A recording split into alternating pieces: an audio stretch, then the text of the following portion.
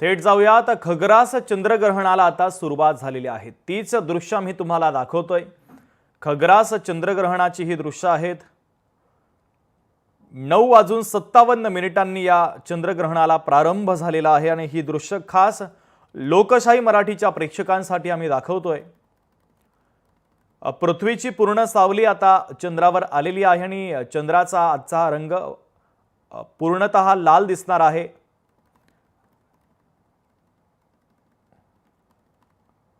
तर थोडा अंशी काही भाग राहिलेला आहे। या चंद्रग्रहणाला आता सुरुवात झालेली आहे। खग्रास चंद्रग्रहणाची ही दृश्य आहेत। खगोल प्रेमींसाठी ही पर्वणी आहे।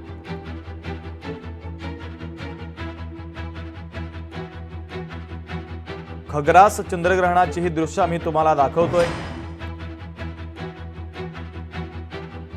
चंद्रग्रहणाला आता सुरुवात झालेली आहे।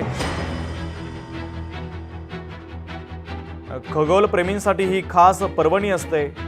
चंद्रग्रहणामध्ये ते दुर्बिणीच्या माध्यमातून म्हणा, डोळ्यांनी पाहता येत असेल तर तसंही चंद्राचा संपूर्णतः अभ्यास करत असतात।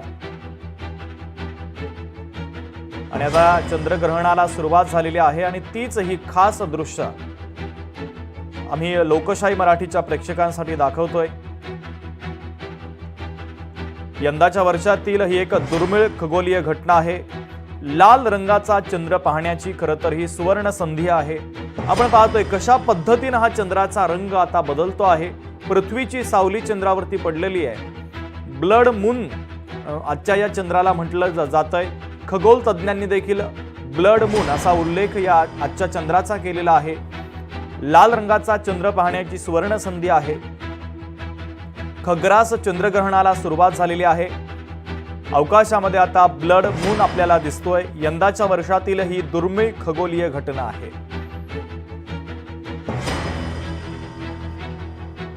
तर कशा पद्धतीने हा चंद्राचा रंग आता बदलतो आहे ही दोन्ही दृश्य आम्ही तुम्हाला दाखवतोय।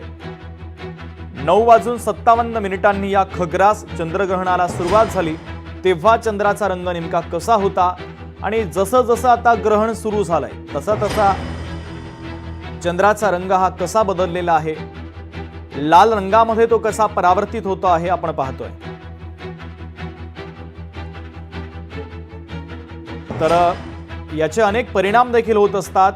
या चंद्रग्रहणाचे धार्मिक व्यवस्थेमध्ये खूप महत्त्व असतं चंद्रग्रहणाला। या संदर्भात चर्चा करण्यासाठी महंत सुधीरदास आपल्यासोबत जोडले जात आहेत। त्यांच्यासोबत आपण खास चर्चा करूया।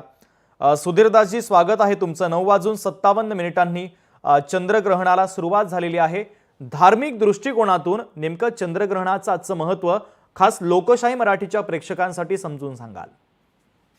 असं आहे की याचा जो संपूर्ण कालखंड आहे तो आता प्रारंभ झाला असून त्याचा स्पर्श, सम्मिलन आणि मध्य या कालखंडामध्ये मोठ्या प्रमाणावरती आपल्या इष्टदेवतांचे जप, पूजन, अनुष्ठान, त्याप्रमाणे गुरूंच्या द्वारे घेतलेले मंत्र याचा आपण अनुष्ठान केले असता त्याचा खूप मोठा लाभ हा दीर्घकाळपर्यंत शास्त्रांनी सांगितलाय।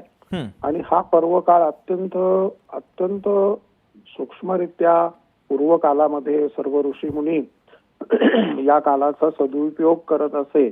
आणि ज्या वेळेला चंद्र, सूर्य, पृथ्वी ही ज्या कक्षेमध्ये एकत्र येत असते तशीच स्थिती ही आपल्या शरीरस्थ असलेली इडिया पिंगला आणि सुषुम्ना नाडीच्या माध्यमातून जे एकत्रीकरणाचा भाव, जसं पिंडी ते ब्रह्मांडी आहे ते घडत असल्यामुळे त्याचा खूप मोठा उपयोग प्राचीन शास्त्र करत असे।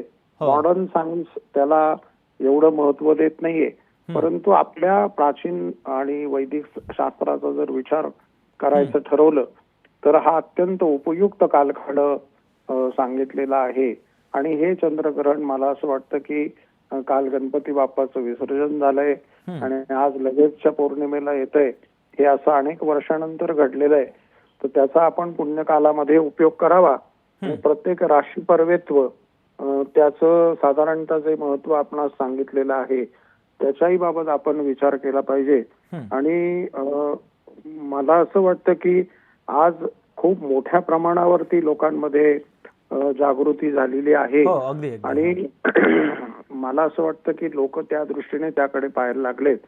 तर त्याच्यामध्ये थोडक्यात आपण जर पाहायचं म्हटलं तर ग्रहणाचं जे राशी पर्वत जे फल आहे, मेष, वृषभ, कन्या, धनु या राशींना शुभ फल सांगितलंय. बरं. हां. मिथुन, सिंह, तुला, मकर हो. या राशींना मिश्र फल सांगितलंय.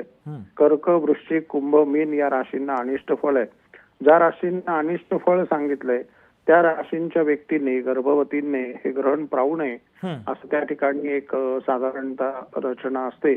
तर ती आपण थोडा कालखंड म्हणजे जो विशेष कालखंड आहे अगदी, तर मी साशंकाच आहे, कारण आमच्याकडे तर नाशिकला अजून प्रचंड पाऊस आहे, त्यामुळे आकाश मोकळं नाहीच आहे. त्यामुळे कुठून दर्शन होईल चंद्राचं त्याबाबतही मी साशंका आहे. तर मला असं वाटतं की याचा आपण धर्मशास्त्रीय योग्य उपयोग करून घ्यावा. अंधश्रद्धा म्हणून जे काही मंडळी या ग्रहणाच्या संदर्भात धोपटणं पेटवत आहेत किंवा त्याला विरोध करतायत, जे सनातन धर्माला विरोध करतायत, तो योग्य नाही. अगदी. महंत सुधीराजी, अत्यंत महत्त्वाचं विश्लेषण तुम्ही या चंद्रग्रहणाच्या संदर्भात केलेलं आहे. तुर्तास धन्यवाद. तुम्ही लोकशाही मराठीच्या प्रेक्षकांना देखील महत्त्वाची माहिती या चंद्रग्रहणाच्या संदर्भात दिलेली आहे. पंचांग करते दाक्रू सोमण आपल्याशी जोडले जात आहेत. सर, स्वागत आहे लोकशाही